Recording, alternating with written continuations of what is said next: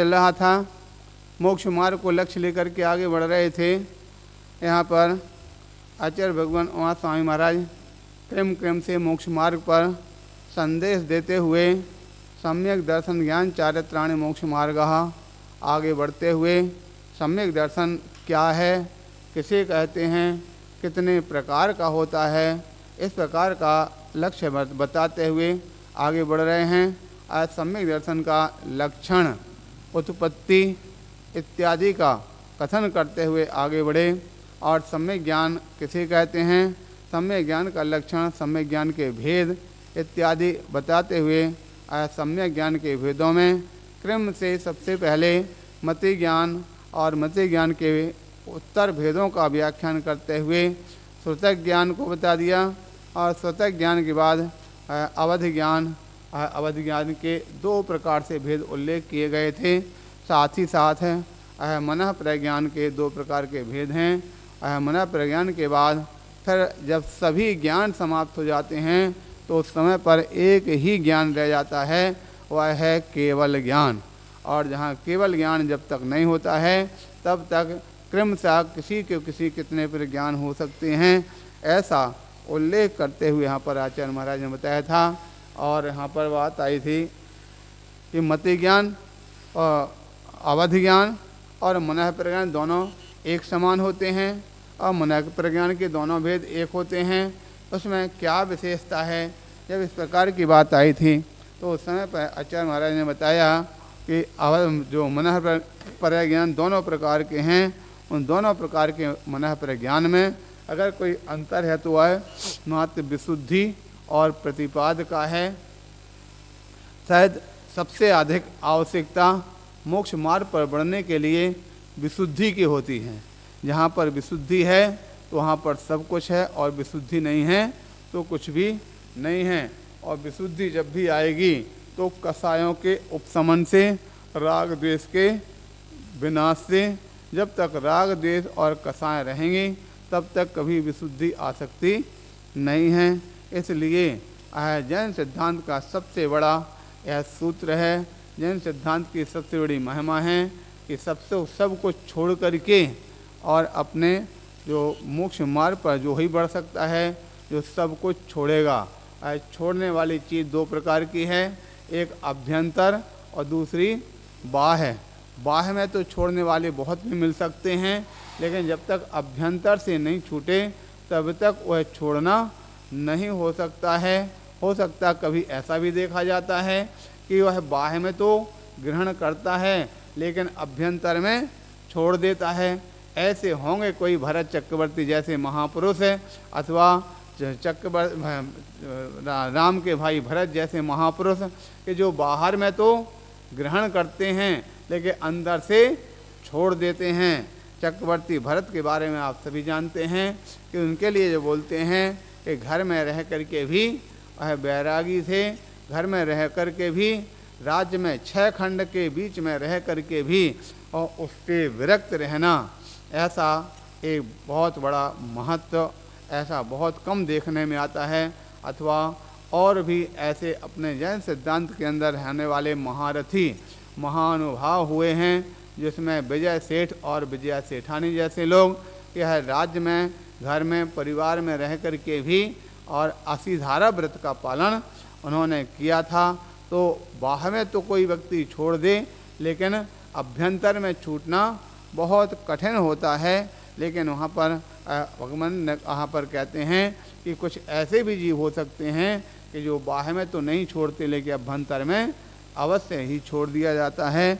इसी का उल्लेख करते हुए कल यहाँ पर रत्नगान श्राप की गाथा के आधार पर कहा गया था कि गृहस्थो मोक्ष मार्गस्थो नरमोहो नयो मोहवान। वह गृहस्थ जो है मोह से रहित है, वह गृहस्थ साधु से भी श्रेष्ठ माना गया। कौन सा? जो अभ्यंतर में, बाहर में तो जो छोड़ देता है लेकिन अंदर में नहीं छोड़ पाता है, ऐसे मुनि की अपेक्षा वहाँ पर गृहस्थ श्रेष्ठ कहा था। लेकिन जो बाह्य और अभ्यंतर दोनों तरफ से छोड़ देता है उससे श्रेष्ठ श्रावक कभी हो सकता नहीं है।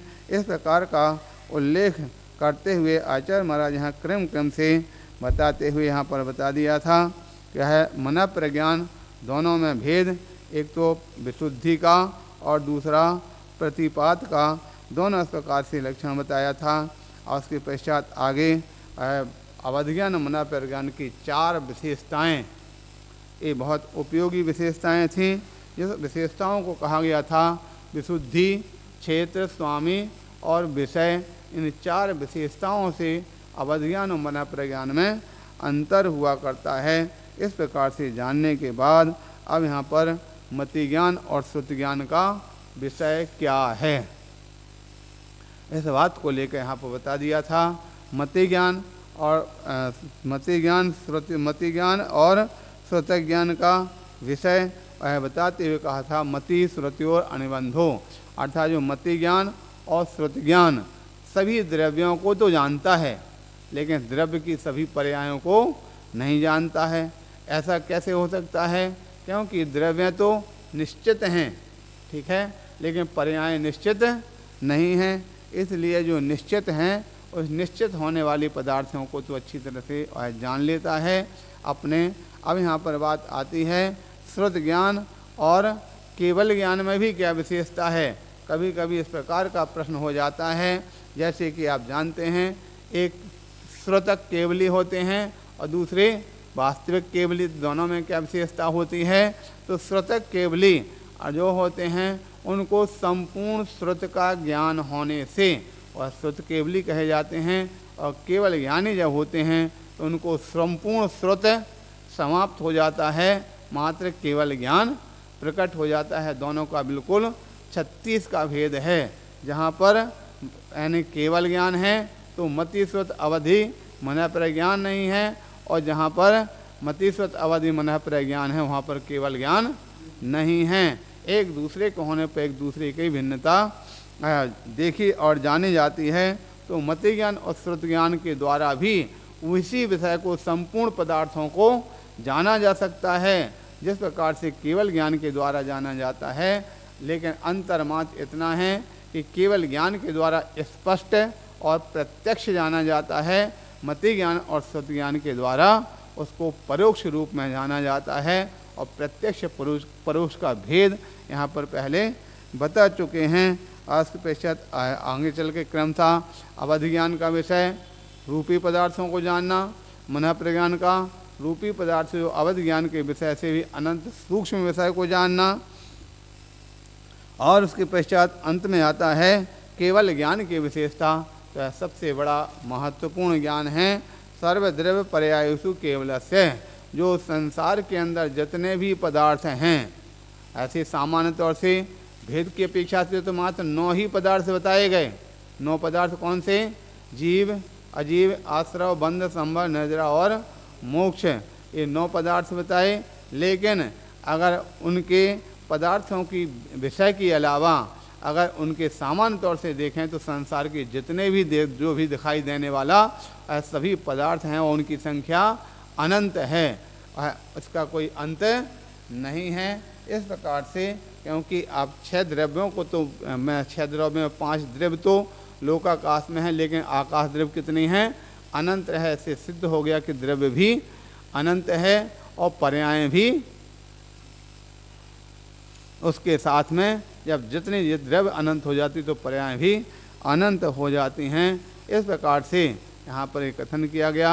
हमने एक बार कथन किया था कि जो आचार्य भगवान जो नेमिचंद सिद्धांति देव ने द्रव्य संग्रह के अंदर वर्णन किया गया 9 पदार्थों का, तो उस 9 पदार्थों के वर्णन में कितना अच्छा कथन किया कि है जैसे ही उन्होंने बात कही सारी दुनिया में जब भी पदार्थ गिनाए जाते हैं, तत्व गिनाए जाते हैं, तो जीव, अजीव, आश्रव, बंध, संबंध इस प्रकार से गिनाए जाते हैं। लेकिन आचार्य पूज्यपाद स्वामी ने जीव अजीव से शुरू न करके कहाँ से? आश्रव से प्रारंभ किया, यानी गाथा बताई है। आशव बंधन संभर निर्जर मोखा स पुण्य पावाजे जीवा जीव विशेषा ते भी समासेण परिणामो। तो कहते हैं आश्रव, बंध, संभर, निर्जरा, मोक्ष, पुण्य और पाप ये तथा जीवा जीव विशेषा, जीव और अजीव जिसमें विशेष हैं, ऐसे 9 पदार्थ हैं। इस 9 पदार्थों के माध्यम से और हम अच्छी तरह से वस्तु स्थिति को, पदार्थ को जानते हैं। अब यहाँ पर प्रश्न उत्पन्न हुआ कि जीव और अजीव को यहाँ अलग विशेष क्यों बताया? तो उसमें बताया जाता है क्योंकि ये संपूर्ण पदार्थों को, संपूर्ण द्रव्यों को, संपूर्ण संसार को, अगर जो चल रहा संसार को चलाने वाले अगर कोई नायक और खलनायक हैं तो वह हैं जीव और अजीब, ये दोनों ही होते हैं। हम बोलते हैं जिस प्रकार से कभी फिल्म आप सबने देखी होगी, फिल्म के मुख्य पात्र अगर हैं तो वह दो हैं, एक नायक और दूसरा खलनायक। नायक और इसमें कौन होता है? जीव होता है, और खलनायक ये शरीर होता है। ठीक है, जिस प्रकार से जब हमेशा होता यह है कि जो जीव रूपी नायक हमेशा मुक्ति रूपी लक्ष्मी को प्राप्त करने की कोशिश करता है, पुरुषार्थ करता है, लेकिन शरीर रूपी खलनायक हमेशा उसमें बाधा डालता रहता है। और ऐसा करते करते इस प्रकार से पूरी फिल्म 3 घंटे का समय निकल जाता है। उसी प्रकार से जीवन की कई जीवन इस प्रकार से निकल गए, लेकिन जीव रूपी नायक अपनी उस नायिका को प्राप्त नहीं कर पाया। इसलिए प्यारे बंधु, हमें अपनी उस फिल्म को अच्छी तरह से जान करके जो अपना जीव रूपी नायक है और जो शरीर रूपी खलनायक, हम एक बार एक जगह देख रहे थे, उसके अंदर कथन किया गया था एक स्थान पर। अब यहाँ पर कई बार लोगों के द्वारा सुना जाता है, देखा जाता है, कहा जाता है जीव कहाँ है, कैसा है, किस प्रकार से है, कहाँ रहता है, क्या करता है, इत्यादि अनेक प्रकार के प्रश्न उत्पन्न होते हैं। तो जीव के बगैर तो ये शरीर चल ही नहीं सकता है। आप देखते हैं जब तक इस शरीर के अंदर जीव रहता है तब तक चलता है, जिस दिन जीव निकल जाता उसी दिन उसको कहते अग्नि में झोंक दिया जाता है, अग्नि में उसको संस्कारित कर दिया जाता है। वहाँ पर जीव के निकलते ही शरीर का कोई महत्व नहीं होता है। इससे सिद्ध है कि हमेशा जीव और पुद्गल, जीव और शरीर हमेशा दोनों साथ रहते हैं। हम इस प्रकार बात इस प्रकार से कर रहे थे, एक स्थान पर एक युद्ध का मैदान, अखाड़ा, उस अखाड़े में एक स्थान पर एक मोटा तगड़ा बनिया था और दूसरी ओर बहुत सारी जनता। मोटा तगड़ा जो बनिया था उसने अखाड़े में खड़े होकर के ताल ठोक दिया, है कोई माई का लाल जो मुझसे युद्ध कर सकता हो? तो समय पर पास में खड़ा हुआ एक दुबला पतला क्षत्रिय था, वो तुरंत जाकर अखाड़े में चैलेंज को सुन करके कूद जाता है। जैसे वहाँ पर कूद करके सामने मैदान में आता है, युद्ध होता है। बनिया ने क्षत्रियो को नीचे पटक दिया। जब नीचे गिराता है तो देखते यह हैं कि वहाँ पर एक व्यक्ति जो था वो दोनों से परिचित था, बनिया से भी परिचित था और क्षत्रिय से भी परिचित था। तो उस समय उस व्यक्ति ने कहा, धत तेरे क्षत्रिय की, और तू बनिया से हार गया। इतना सुनते ही जो बनिया, जो उसके हाथ पैर ढीले पड़ गए और जो क्षत्रिय था उसका पौरों से जाग जाता, अरे मैं क्षत्रिय और ये बनिया। और उसके बाद दोबारा फिर से कोशिश करते हैं और जो क्षत्रिय था उसने बनिया को नीचे गिरा दिया, नीचे पटक दिया। तो इस प्रकार से ये तो एकमात्र उदाहरण है, दृष्टांत है। दृष्टांत यह है कि हमारी आत्मा, हमारा जो जीव है वो क्षत्रिय है और शरीर है वो मोटा तगड़ा बनिया है। लेकिन हमेशा हो यह रहा कि यह जो शरीर रूपी बनिया ने आत्मा रूपी जीव रूपी क्षत्रिय को दबा रखा है। लेकिन हमारे जो तीर्थंकर भगवान हैं, अरहंत भगवान हैं, वो अपने वाणी से बताते हैं कि हे जीव रूपी क्षत्रिय, तू देख ये बनिया के दबाव में आकर के हमेशा और दबा बैठा है। तू अपना पौरुष जगा और इस बनिया को पराजित करके तू स्वयं विजयी बन सकता है। तो जिसने अपने जीवन में अपने क्षत्रियत्व को जगा लिया है वो बनिया, शरीर रूपी बनिया को पराजित करते हैं अथवा युद्ध में पराजित करते हुए उसको नीचे गिराने की कोशिश करते हैं और क्षत्रिय ऊपर उठता चला जाता है। इस प्रकार का यह कथन करते हैं। तो केवल ज्ञान और मति ज्ञान श्रुत ज्ञान दोनों का लगभग विषय तो वही है। एक प्रत्यक्ष रूप जानते हैं और दूसरे परोक्ष रूप से जानते हैं, ऐसा यहाँ पर कथन किया गया। अब आगे बताते हैं एक जीव के साथ में कितने एक साथ ज्ञान हो सकते हैं, ऐसा उल्लेख करते हुए यहाँ पर बताते हैं। सूत्र नंबर 30। एकादिन भाज्याने युगपदे कस्मिन्ना चतुर्भ्यः। एकादिन भाज्याने युगपदे कस्मिन्ना चतुर्भ्यः।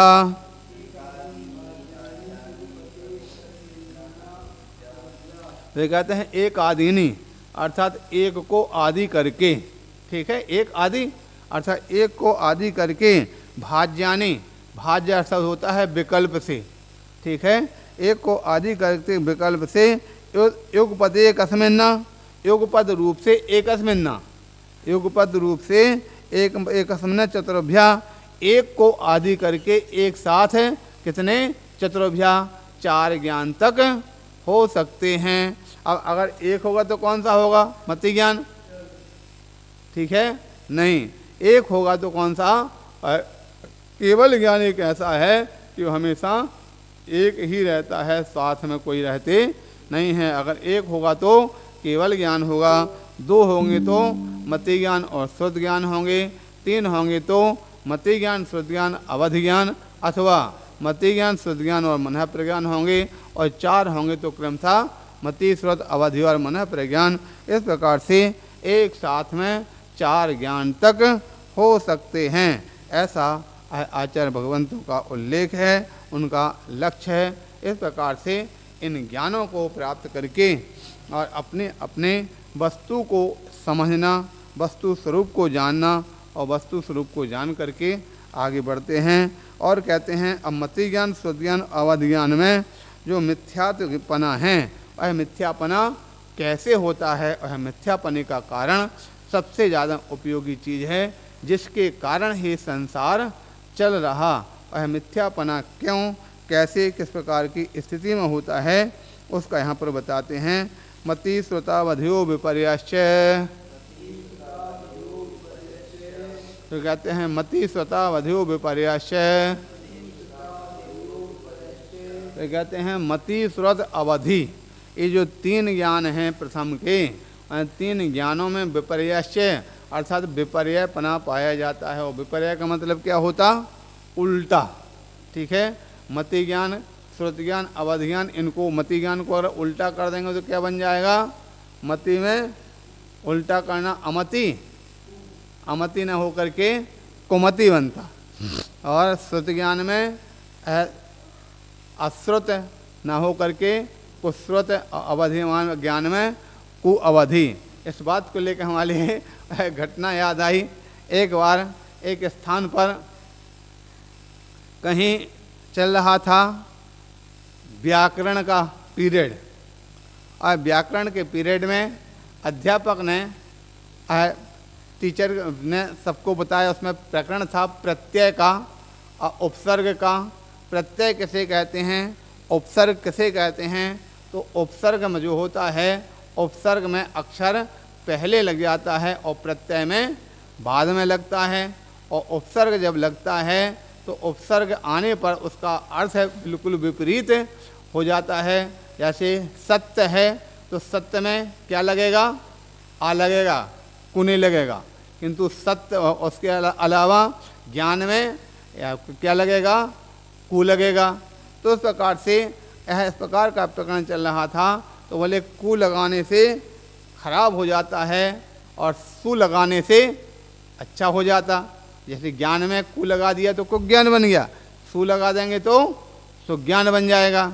इस प्रकार से होता है। उस बच्चे ने इस मूल शब्द को कु और सु शब्द को वहाँ याद कर लिया। कु लगाने से खराब और सु लगाने से अच्छा हो जाता है। कुछ समय बाद और समय निकल गया और उसकी शादी होती है।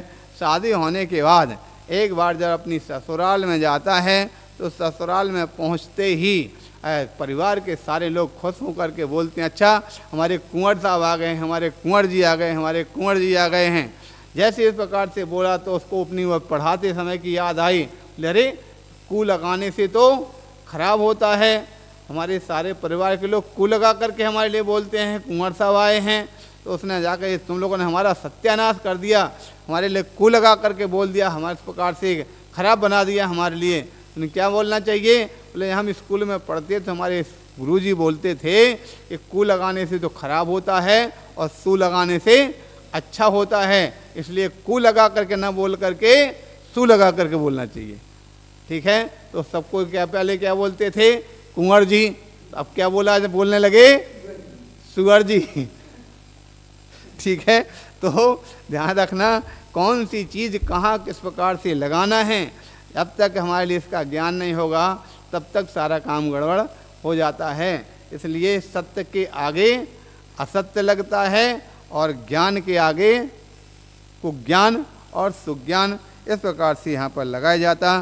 तो मति ज्ञान, श्रुत ज्ञान, अवधि ज्ञान, ये तीनों जो ज्ञान हैं इनको विपर्य होने पर कु शब्द लगा करके कुमति, कुश्रुत और कु अवधि ज्ञान बन जाते हैं। इस प्रकार से यहाँ पर इसका उल्लेख जानना चाहिए। अब इसके पश्चात आगे बताते हुए कह रहे हैं मिथ्यापने का कारण क्या है, और मिथ्यापने का कारण बताते हुए कहते हैं सदस्तो रविशेषाद यद्रक्षोपलब्धेर उन्मत्तवत्।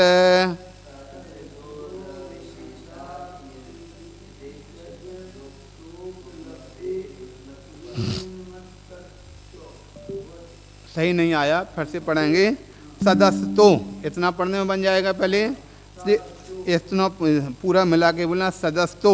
दूसरा अक्षर है रविशेषाद, तीसरा अक्षर है यद्रक्षोपलब्धे, यद्रक्षोपलब्धे, और चौथा अक्षर है ऋणमत्तवत् बन जाएगा। इस प्रकार से अब एक साथ मिलकर के पढ़ना है। सदस्तो रविशेषाद यद्रक्षोपलब्धे ऋणमत्तवत्।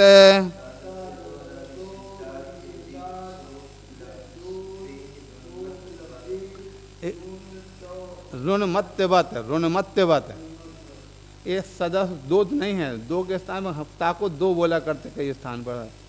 सदस्तो, आप दो सदस्तो तो, ठीक है। तो यहाँ बताते हैं सदस्तो अर्थात सद असत, ठीक है। ये दो शब्द हैं, एक सतरूप और दूसरा असत रूप। सत का मतलब है सत्य है और असत का मतलब है असत्य है, अथवा सत्य का तात्पर्य है जिसका कभी विनाश ना हो, असत का तात्पर्य जो हमेशा विनाशशील होता है। तो यहाँ पर सदस्तों का अर्थ लेना है सही और गलत, ठीक है। इस प्रकार से अविशेषात यानी सत्य और सही और गलत की अविशेषात विशेषता ना जानते हुए कि सही क्या है और गलत क्या है, दोनों का लक्षण नहीं जानते हैं। सही और गलत की पहचान जिसको नहीं है, सही को गलत को जो जानता नहीं है, ऐसा सदस्तो अविशेषात सद असत की विशेषता से रहित है। यद्रक्षोपलब्धि अर्थात जो इच्छोपलब्धि, यद इच्छोपलब्धि जो इच्छा में आवे ऐसा जानने लग जाना, ऐसा कहने लग जाना। कभी सत्य को असत कह देते हैं, कभी असत को सत्य कह देते हैं, ठीक है। इस प्रकार की जो इच्छा से आता है ऐसा जो बोलना है, कैसे? ऋणमत्तवत् अर्थात उन्मत्त, उन्मत्त का तात्पर्य क्या होता? पागल की भांति अथवा नशेबाज की भांति।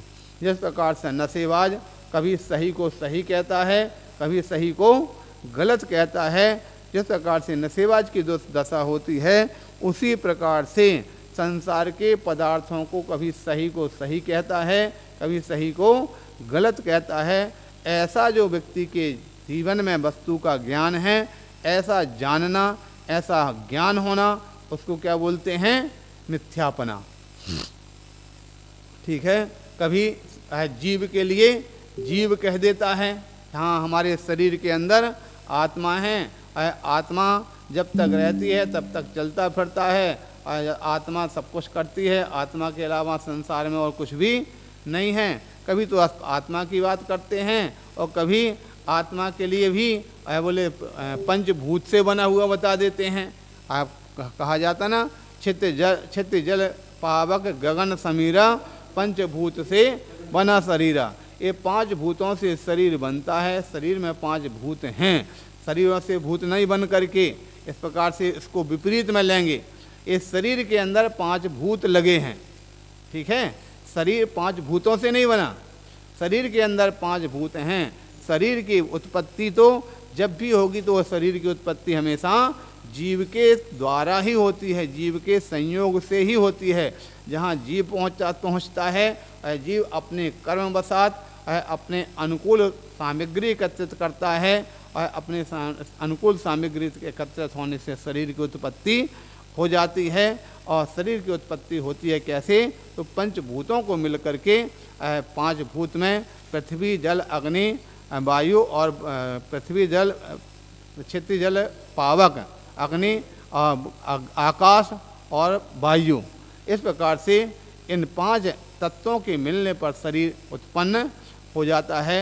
लेकिन 5 तत्व मिलने पर शरीर अथवा जीव की उत्पत्ति हो ऐसा नहीं है। दोनों तरफ से समझने की आवश्यकता है। ठीक उसी प्रकार जैसे कि घटना आपने सुनी होगी, एक बालक जब अपने पिता के साथ जा रहा था, आगे देखा जंगल पड़ा या नदी पड़ी, उसमें पार करना था। तो बच्चे ने कहा, पिताजी हमारा हाथ पकड़ लो। तो पिताजी ने अपना हाथ उसकी तरफ करते हुए कहा, तो बेटा हमारे हाथ पर तुम पकड़ लो।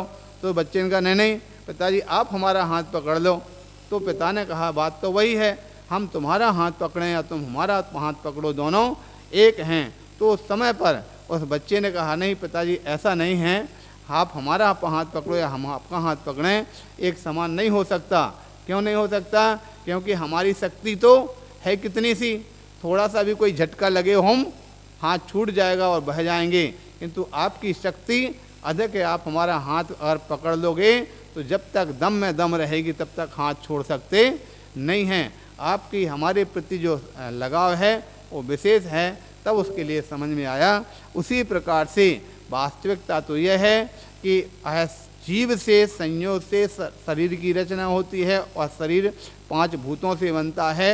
लेकिन उसको इस प्रकार से खाली 5 भूतों से शरीर की रचना हो जाए सो बात नहीं है। अगर 5 भूतों से शरीर अगर बनता तो रसोई में सारे 5 भूत हंडी में एक साथ उत्पन्न होते हैं, उसमें भी एक आध बच्चा पैदा होना चाहिए, तो उससे कभी बच्चा पैदा नहीं होता है। इससे सिद्ध होता है कि जीव के संयोग से ही 5 भूत निमित्त मिलने पर वह शरीर की रचना हुआ करती है, ऐसा जानना चाहिए।